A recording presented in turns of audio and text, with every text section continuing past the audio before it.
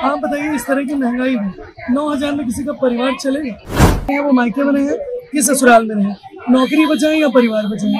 तो ना आप ट्रांसफर कर रहे हो ढंग से, जो भाव आप सब्जी ले रहे हो वही भाव हम भी तो ले रहे हैं। तो फिर महंगाई है तो महंगाई रोक दो, फिर सैलरी हमारी इतनी रहने दो, 11 महीने का वेतन दोगे, 12वें महीने खाना नहीं खाएंगे हम।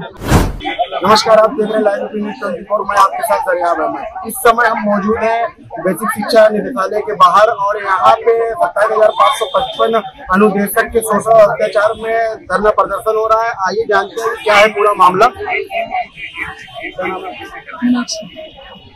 क्या है पूरा मामला? 2013 में हमारी नियुक्ति हुई है, तो 7,000 पे हम काम कर रहे थे। उसके बाद इसको बढ़ा करके 8,8470 रुपये वेतन किया गया, फिर उसको काट दिया गया 1,470, फिर 7,000 पे अभी कुछ दिन पहले 2,000 रुपये बढ़ाए गए, तो वो 9,000 रुपये हुआ। आप बताइए, इस तरह की महंगाई में 9,000 में किसी का परिवार चलेगा?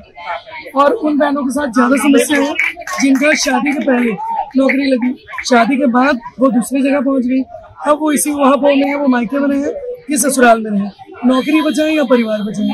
तो ना आप ट्रांसफर कर रहे हो ढंग से कि आप उनको उनका परिवार दे दो, उसके बाद इतने कम वेतन में आप काम ले रहे हो, कह रहे हो अंशकालिक है, काम पूर्णकालिक ले रहे हो। या तो आप हम लोगों को पूर्णकालिक वेतन दो और पूर्णकालिक काम लो। कोई काम करने से कोई अनुदेशक मना करे तो आप बताओ? काम तो सब कर रहे हैं ना, कोई मना नहीं कर रहा है, काम पूरा ले रहे हो। जहाँ कंपोजिट विद्यालय है वहाँ रोज की लड़ाई है, प्राइमरी आप जाओ, प्राइमरी आप जाओ। जब हमारी नियुक्ति नहीं है प्राइमरी के लिए तो हम प्राइमरी क्यों जाए पढ़ाने? आप जूनियर के क्लास से पढ़ रहे हो, 6 to 8 हमारे लिए नियुक्ति हुई है, हम वो पढ़ाने को तैयार है।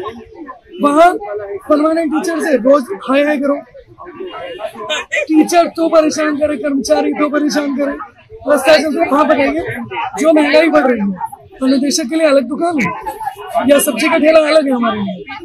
जो भाव आप सब्जी ले रहे हो वही भाव हम भी तो ले रहे हैं। तो फिर महंगाई है तो महंगाई रोक दो, फिर सैलरी हमारी इतनी रहने दो, 11 महीने का वेतन दोगे, 12वें महीने खाना नहीं खाएंगे हम, हमारे बच्चे खाना नहीं खाएंगे। यही समस्या है, सब अधिकारियों को बताएंगे। आदरणीय मुख्यमंत्री जी से प्रार्थना है कि वो हमको परमानेंट करें और हमारी समस्याओं का अंत हो जाएगा अपने आप। जैसे यहाँ पे आप लोग घर में तो बैठे हैं, तो क्या बेसिक शिक्षा वो डीजी हमसे कह रहे हैं मिलवाने को, लेकिन हमारे अध्यक्ष लोग उनसे नहीं मिलने को तैयार है, इसलिए पहले भी वो लोग सचिव जी से मांग कर रहे हैं मिलने की। पहले भी उन्होंने मिला, उनसे आश्वासन मिला, इसलिए वो लोग नहीं तैयार है। दिसंबर में मिले थे, तब से अभी तक कोई काम ही नहीं हुआ।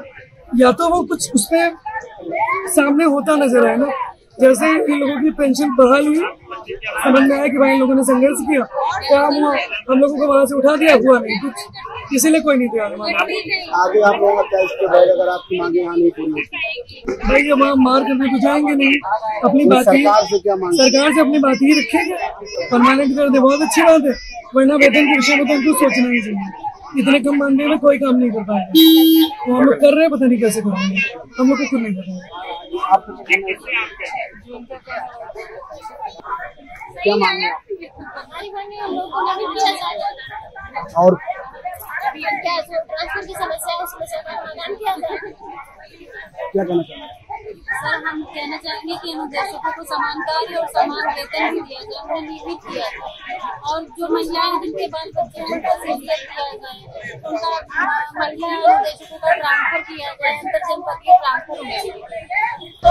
जैसा कि इनका साफ तौर पर कहना है कि बेसिक शिक्षा निदेशालय के अधिकारियों आके इनको बात करें और इनकी समस्याओं को सुने। लगातार पिछले 1 साल से ये प्रदर्शन कर रही है और इनकी मांगे नहीं पूरी हो रही है। अगर इनकी मांगे नहीं पूरी होगी तो ये मुख्यमंत्री आवास में गिराव भी कर सकते हैं और अपनी मांगे के लिए लगातार प्रदर्शन भी करेंगे। सहयोगी उनके जाकर सब नजर आएगा।